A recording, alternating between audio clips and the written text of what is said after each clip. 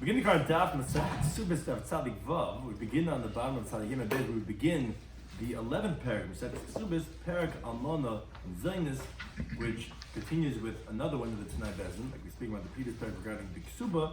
Now we talk about one of the stipulations of the Kesuba, that of the widow getting fed from the Nechasim of the Yisayim after her husband passes away. She corresponds because of the Nechesko, 20 Daf Achaim. Appreciate the joining for today's Daf. So I'm just discussing today's Daf in the new parak Almona and Zainis. Is opening halacha of Amon and Zaynis v'nichsi Simon. The widow who gets fed from the assets of the orphans, her earnings go to them, just like it is with her husband. Although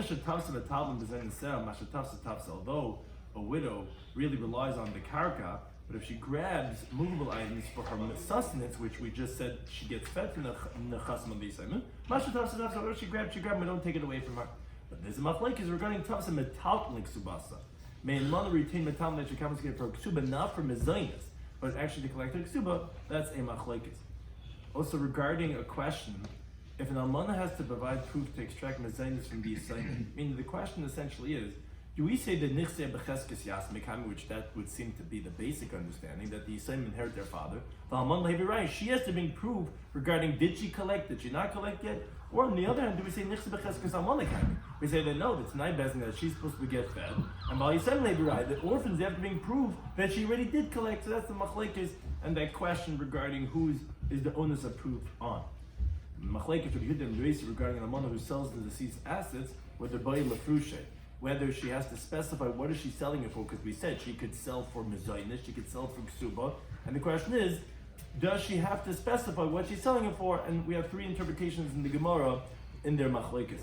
The concept of mekarkoi b'lim metaltli, that as the Gemara elsewhere says, bein l'mezainis, bein l'ksuba, bein l'panasa, whether it's for the woman's sustenance or for collecting her ksuba or for the daughter's nadin, the dunya, the reliance is on karka and not on metalin.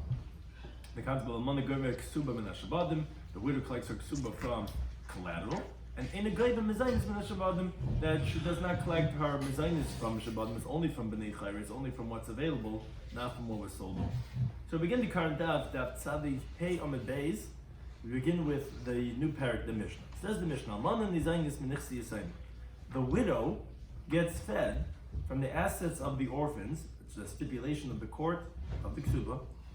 And so such a widow that gets fed from the estate, maisi der shalahem. So her earnings, the money she makes, goes to the orphans. So she gets fed from them, but whatever she makes goes to them. But they don't have to bury her if she passes away. The reason for that is because her yarshin, they collect her ksuba from the yarshim of the husband. And their meaning, and not all the time is the husband's kids who inherit him going to be her kids who inherit her. So it's on Yersheha, Yershi Kesubasa, her inheritors who inherit her ksuba, which alludes to the case like a Shemeris Yavam, where her family inherits her ksuba, and the Yavam is the one who inherits the husband. He's not going to have to bury her. Her Yarshim who inherit her ksuba, they're chayav mikvarasa, they have to bury her. Now the reason for this is because the husband, because he gets her ksuba, that's why he has to bury her. Now that he's not inheriting her because he's dead, so rather he, the woman, she has to bury herself, meaning her Yarshim who have inherited her ksuba, they have an obligation to bury her. Now, the following question, the words of the Mishnah, is it nizainisna? The opening words, is it like our girsa almana nizainis minchsisayim, that she gets fed from the orphans? Oh, hanizainisna. Or is the girsa with a hey? The one that gets fed. What does this mean? So the Gemara explains. Do you say nizainisna that it says a widow gets fed from nichsisayim ukanchi galil? And our Mishnah is telling you like the people of the Galil, where in the Galilee they would write at yasvis bevesi, in the ksuba they would write, you're going to stay in my house. And you're going to be fed from my estate. All the days that you're a widow in my house. Therefore, it's not an option that the orphans will not give her. They have to feed her. So it's nizainis. She gets fed. Or maybe our mission is the one that gets fed. Because in Yehuda, in Judea, they would write, you'll get fed as a widow until the inheritors want to give you a ksuba and be done with you. So therefore, Ibayu, if the Yarshim want to lo yavale, they don't have to give him a zaynis, because they could just give her the ksuba and be done with her. So then the Gersa would be hani zaynis, and the Mishnah is saying, the widow that is being fed from the estate of the orphans, they are choosing to feed her, then ma'isi yadera shalahem, as long as they want to feed her. So that's the question about what the Gersa is. It nizaynis like the Anshi Galil, or hani zaynis like the Anshi Huda. Says the Gemara, continue to Tzadik Vav Al Toshima. Come in here, let's bring a raya. What's the raya? Because the Gemara quotes the following teaching. Remember Zayda Mishmol says, Metzias Almana La'atzma. So obviously he's saying it for herself. Obviously she has something to do over here with the estate. Right? When a widow finds something, it goes to herself. So it says the Gemara like this. If you say that the Gersa in our Mishnah is Hani Zaynisnan with a hay, the one that gets fed, which is that anonymously we're saying our mission like the people of Yehuda, that the Yershim get a choice. Oh, Shaper, we could understand the teaching of Shmuel. You could say Shmuel's too, where she's not getting fed from the estate. So if she's not getting from them fed, so then her findings don't go to them either. That would make sense. Eliyaman is understand, but if you say the Girsa mission is that we're anonymously saying the halacha like the Anshe Galil, and there is no widow that doesn't get fed because it's nizaynis they have to feed her. So why would Shmuel say that the widow's mitzvah goes to herself? Nehava, the Yarshim should be kibal like the husband. Meaning, what do we mean? Ma'bal, just like the husband. Mitzvah is ish labalo. The husband takes care of the wife. So her mitzvah, when she finds something, she says, wow, honey, I found over here on the floor this beautiful ring. He says, hand it over. I take care of you. Now what you find goes to me. So if you tell me that every widow gets fed, so then whatever she finds should go to the Yershim. Why would Shmuel say, obviously the Girsa should be Hanizainis, that no, there are certain widows that don't get fed and therefore go to herself. Says the Gemara, no, it's not a right.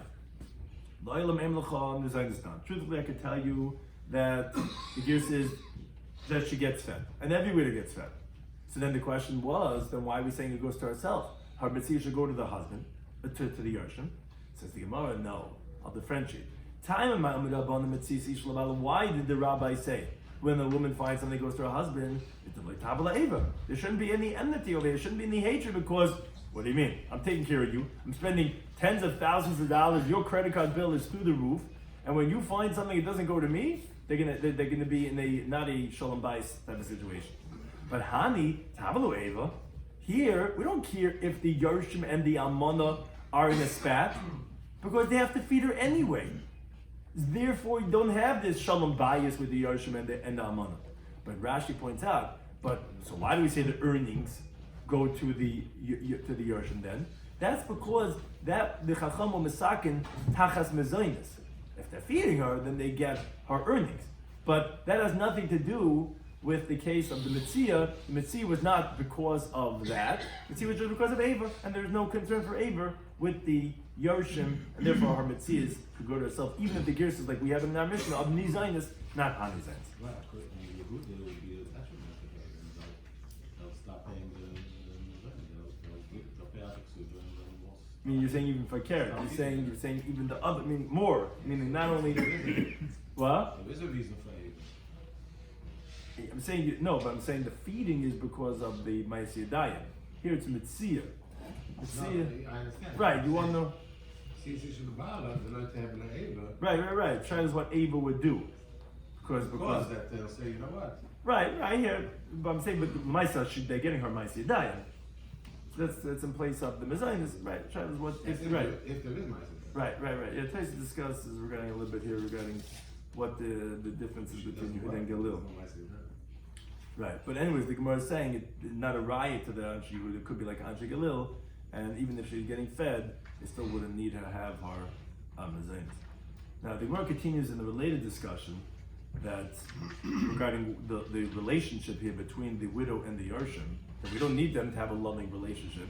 I'm going to use Rechanina to the contrary, actually. All the works and activities that a wife has to do for her husband, which we learned already in Daf Yomi, she has to grind, she has to bake, she has a lot of different chores she has to do. Amanas Yershim. So the widow does for the inheritance. They're taking care of her, we're giving you house and board and food and whatever, so you have certain obligations to do. Chutz, except she doesn't have to pour the cup for them, but does it mean to making the bed? And washing the hands and the face and the feet. Because as Rashi points out, those are actually the reason why a wife has to do that for a husband is because that creates endearment and towards intimacy, as the Gemara says in Daf Yomi. That's why Nida doesn't do these things for a husband. So those are not going to be the things. Again, we don't care for the a close, intimate relationship between the widow and the Yershim. We don't care about Ava. But all the other things, she would have an obligation to do for the Yershim. Similarly, a related halachic discussion, all the activities that a servant does for his master,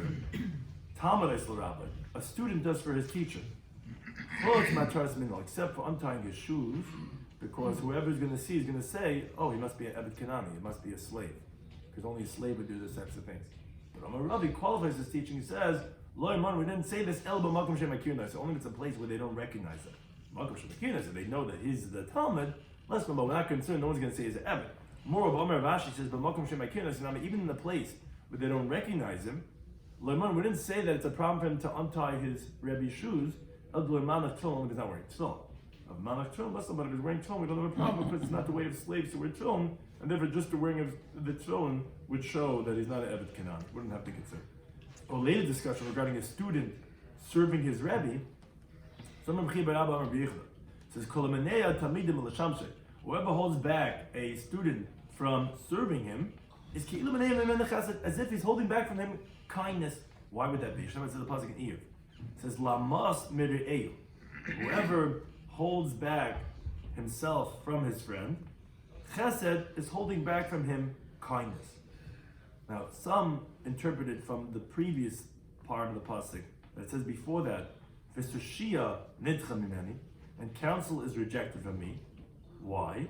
Because lamas mir'eu chesed, meaning if someone does not allow his student to go ahead and serve him, so then that's like holding back kindness from him. Nachmi Yitzchak, he says, it's also removing from him the fear of heaven. Remember the pasuk there at the end says, "V'yira shaka yazev," and the fear of God he's going to forsake. So it's very important to allow a student to serve his Rebbe. Continue on regarding what we were mentioning before about the widow with the collection from the Yershim. Some of Lasa says, Amana, meaning on Daf Samach Test, the Gemara tells us that Mekarkoi v'lim Tali, that Mezainis Ksuba, the widows, Ksuba, and daughters, and Adunya, they're all extracted only from Karka. So related to that teaching, the Gemara brings now Amr Rebbe Lazar. It says, Amanda Shatavsa Metaltlim B'Zainis. Although we just said that Karka is what they rely on, not regarding Metaltlim. But if she grabs Metaltlim for her Mezainis, because they're not feeding her, let's say, and she needs to buy something from the Makolet, so she grabs, like, the Big Pen, or she grabs the Mont Blanc, or whatever this and that, to go ahead and buy something. Mashataf, so what she grabs, and we don't remove it from her. So although the Gemara says in the Samach Testament on the base, it's only that she relies on property, not on movable items. But once she grabs. If she grabs a movable item, she takes the chair and she barters it for her dinner. So what she grabbed. When Rabdimi came, he said, there was the story with the daughter-in-law of Reb Shapsi. Shetavsa das kaya. She grabbed a leather sack, malaya mois, full of money. I don't know if Reb Shapsi had this in his closet or he had it somewhere. He had this sack full of coins. And the sages did not have the ability to take it away from her because ultimately she wanted to get some dinner or something, and she grabbed this metaltlin, the sack full of gold or whatever, and took it, and that's the halacha. I'm going to now. We have machlekes, however. The halacha that we know is a mitzvah mechabel of a raya. So the shaila is regarding what are we saying this? Well, when we say, so first he says we didn't say this illa mezayni. Only he says it's only for mezayni. So l'ksuba mafkina. The l'ksuba we actually take it away from her. That she doesn't have any rights to go ahead and sell it for. So on that the Gemara says, Masal l'man b'aravash. She says, I don't understand. Mashal l'ksuba isn't for l'ksuba because we say the memorka kol b'lementapli. It's only for real estate that you rely on and not immovable items. So mezayni nami remember karkim lementapli. So I don't understand why you're saying then for sustenance, for food. That also says, as the Gemara said in Daf Samach Tes, is only from karkim lementapli. What are you going to say? You're right, although you're really relying primarily on karka, but l'mazayin, you might have tafsa. But you're saying, but for food, what you grab, she grabs. So he disagrees. He says, something would be for ksuba. I don't know why you're making this differentiation that what she grabs from mazayin will be good, but not for ksuba. But, however, Amalei Rabbi Yitzchak ben Ravina, Ravina was the one who did differentiate. Rav Ashi is saying, I don't understand the difference, but Rabbi Yitzchak bar Naftali told Ravina, but we say in the name of Rava, Kabasech like you, that it really is only from Mezainis. What she grabs from Mezainis, that will allow, but what she grabs from the Ksuba, which is obviously not as critical, we won't allow, even if she grabbed it. Now, Amr Rabbi Yechanan, Mishmid Rabbi Yisrael Zimmer. It says, Almana Shashasa Shtayim V'Shal Shana. If a widow delayed 2 or 3 years, we tell Mezainis, 2 or 3 years, she lost her husband, she went to live by her father, she didn't ask the assignment for any food. So he says, if the mezainis.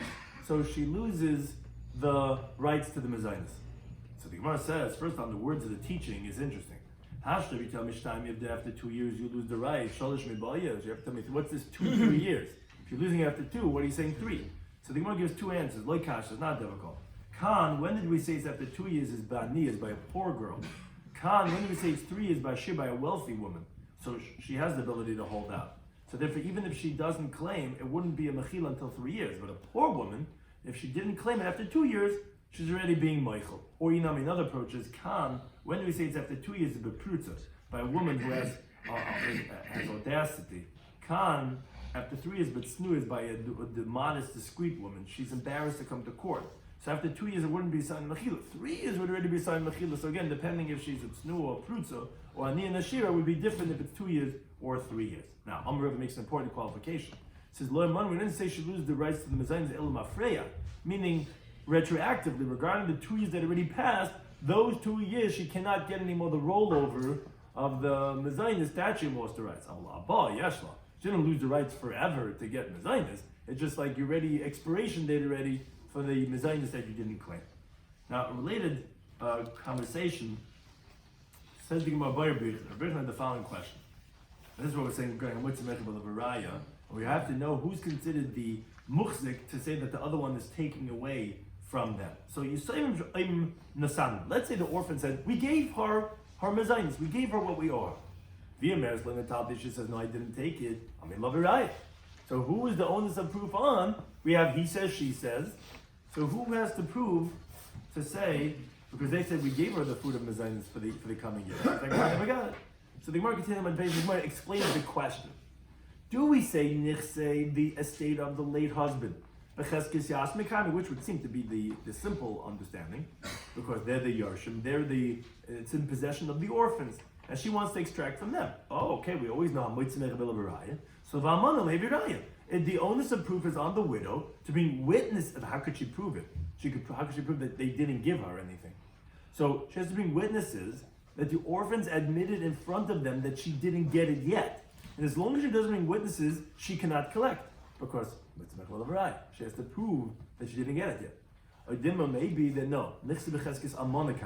How would that be possible? It's like Rashi explains, because nishtab my best. There's a lien in the stipulations of the court that it belongs to the widow, so she's the muhsik. Never the orphans have to bring a proof that no, that they already paid her the mezainis. That's the question. Moshe says, Toshima, let's bring a riot. The Tony Levi taught a brisa as follows. It depends. Almana, widow, calls mantra nisis as long as she didn't remarry yet. Ali Yisayim Levi riot. The orphans have to bring the proof because nichse becheskes almana kaim, because of the chiyuv mezainis. But nisis, if she got married, now she's coming to claim the food of the years past before she got remarried. Allah Levi Raya, she has to bring the proof, because the moment she gets married, then the nechasim are not in her rishus anymore, obviously, because she doesn't have any rights to the mezainis anymore.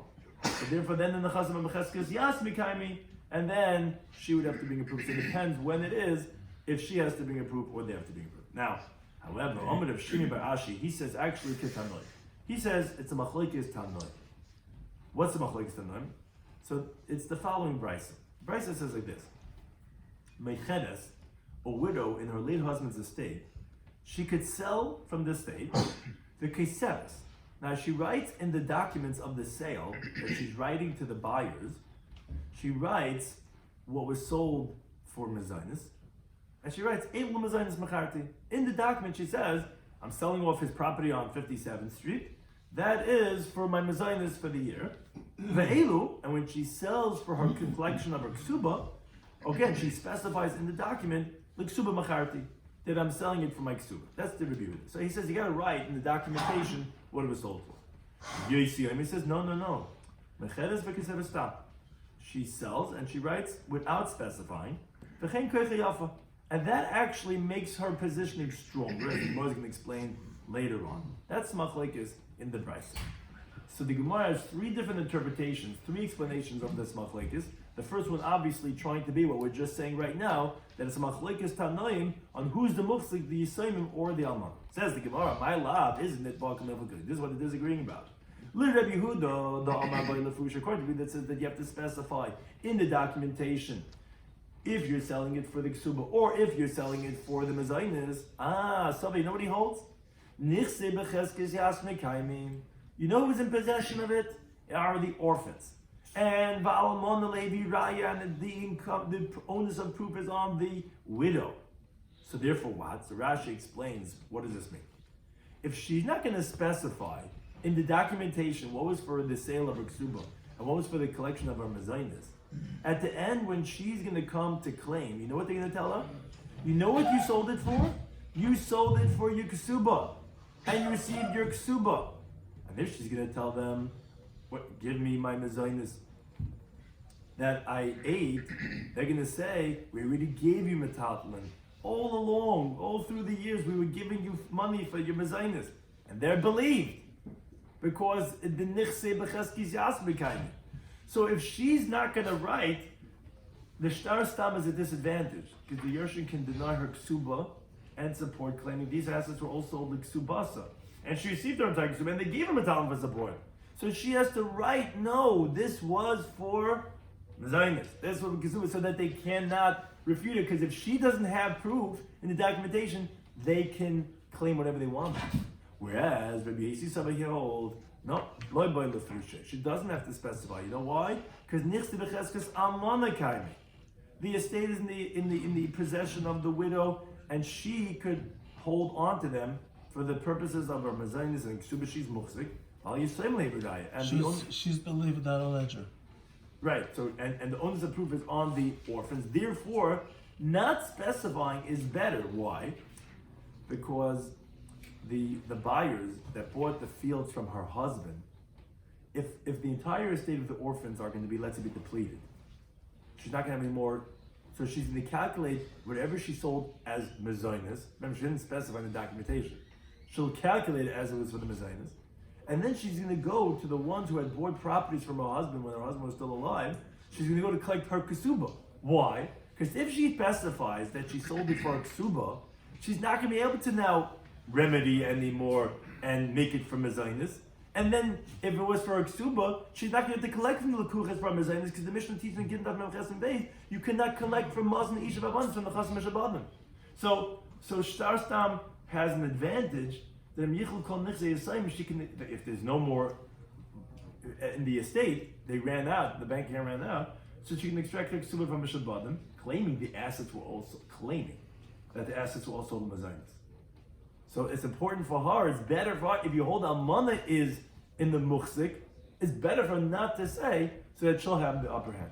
So seemingly, that the machlekes is, this machlekes of the almana or the yisayim of becheskes, who's the muchzik. Says the Gemara, two other interpretations. No. Mimai. Who said this? Maybe according to everyone, maybe everyone agrees that the muchzik, the one who's in the possession, is a widow. And and the orphans have to bring a proof. So what's the question? If everyone holds that the almana is muchzik, so then everyone should hold. Should she write a stam, a star without specifying? Like we said, then she gets the better hand. She's anyways the muchzik, and she can always claim, oh, I sold it for mezainis, and I could collect the ksuba from the Meshabadim. So why would you really say then that you should specify? So Rabbi Yehuda that says you should specify. It's a tevik mashmalan. He's just telling you a good idea. Why? Why is it a good idea to write what she was selling it for? That she shouldn't be called a ravenous woman. because someone sees that this woman is selling off so many properties, they're going to think she must be Uber eating for a snack. And everyone's going to say she's just she has an appetite of who knows, like a wolf, and no one's going to want to marry her. So if she specifies and says, no, this was like Sumba Machat. This was the Masayim Machat. So, it wasn't only for her. She had Sumba of a few $1 million. She wasn't selling it because she has this big, appetite, and she needs so much. She's a high maintenance woman. No, not high maintenance. She was selling it for a ksuba. So that's what the Gemara says. Why Rabbi says you have to specify. And the Gemara even proves this point. The Ilay Temach, if you don't say this, that the reason in Yehuda is not because the Nichsim are Becheskes Yasmi, but rather because we just don't want people to call her Rav Sanusa, but really Becheskes Amana. If you don't say this, then Hada by Rabbi Yechanan.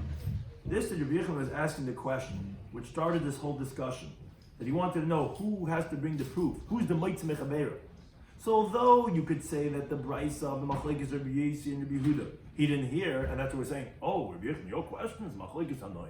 What? We have such a Brisa. So you want to tell me he didn't know that Brisa, and that's why he asked the question. But the Mishnah, because everyone knew the Mishnah is who comes to be tournament managers, that everyone knows. And if you hold that this wording of Rabbi Yehuda, that he says that you should specify, it would be a raya, as we're saying, and not that like we're saying is because of Rav Sanusa, then Tishlim Masnin, he could have resolved it from Mishnah on the next daf, on Tzadi Zayin Mabez. The Mishnah says, that she could sell her what she needs for food even out of the court. But Kesuvos she writes, I'm selling it from Mazainis. Now, obviously, that the onus of proof is on the widow, because the Mishnah also requires her to specify, like Rabbi Yehuda. So why can't Rabbi Yechanan bring a riot from a Mishnah that you see that the muhsik is the assignment? If you're saying Rabbi Yehuda's, when he's saying, as we said in the first interpretation, that you should specify, means to say, why do you have to specify? Because the assignment muhsik, if you don't specify, they'll be able to say whatever they want to say. So, but we're rejecting that, and we're saying, no, he says it's like a good idea, just so that people shouldn't call her a ravenous woman. And the Gemara is proving that it must be that, like we're rejecting that. Because then why didn't Rabbi Yechanan resolve his question from the Mishnah? If you hold that saying you have to specify means Becheskes Yasmi, we have a Mishnah on the next daf that says clearly they have to specify. She should specify. Obviously, Becheskes Yasmi. Ela rather than missing like the Mishnah. Why can't we prove from the Mishnah? Because the Eitz Tevik Mashma. The Mishnah is just giving her a good idea that she shouldn't be called a Rav Sanusa. This that you're specifying is not because the widow has to bring the proof. Sachanana, Eitz Tevik Mashma. We could say the same thing in Rabbi Yehuda, the way Levi is answering, that according to everyone, the Nichse Becheskes Almana, and this, that she should specify according to Rabbi Yehuda is only an Eitz Tevik that people shouldn't think that she was giving it all from his eyes. That's the second approach. A third approach, Inami, that again, not according to everyone, meaning you don't have to say it's a machlokes tanoim. You can say the other way around. The Kulam, according to everyone, Nichse Becheskes Yasmikai, that everyone holds is in the possession of the orphans. So where the orphans say, we already gave it to her, the onus of proof would be on the widow, which that was the simple understanding of Rabbi Yehuda. So if that's the case, so how do you understand Rabbi Yesi? If everyone agrees that's Becheskes Yasmi, seemingly Rabbi Yesi should agree with Rabbi Yehuda, you should specify, because we said if not, they're going to have the upper hand. No, according to Rabbi Yesi, not specifying is still better for her to be able to collect from the lekuches, which the husband sold off when he was alive, to collect her ksuba, like we explained before, because that, if she specified when she was selling for ksuba, and let's say the property runs out of food, or the orphans, she's not going to collect the mezainis from the assignment. So Rabbi Yisi holds that it's better for her to write a shtar stam. Like we said, it has an advantage because in Yichul Kol Nechzi Yisayim, she can extract the ksuba from Mishabanim, claim the assets were all sold for mezainis. So what's the machlekes? So the Gemara says the machlekes is that behind the time of Rabbi Yisi is kedabai kashisha. The reason Rabbi Yisi is like abai kashisha. Abai kashisha says most Rabbi Yisi lamad, but then what could you compare the teaching of Rabbi Yisi that it's better for not to specify what it was sold for is l'shchimera ha'amar, to a dying person that says give 200 zuz to that person, my creditor. Now that person, meaning besides the debt that's owed to him, give him 200 zuz. That person now, if he wants, he could collect from the dead person his debt, or if he wants, he could collect his matan. Now, like Tracy points out, he's obviously taking both. What he means to say is that if he wants, he could collect his debt from the available properties, but then he won't be able to collect the gift from the Shabbatim.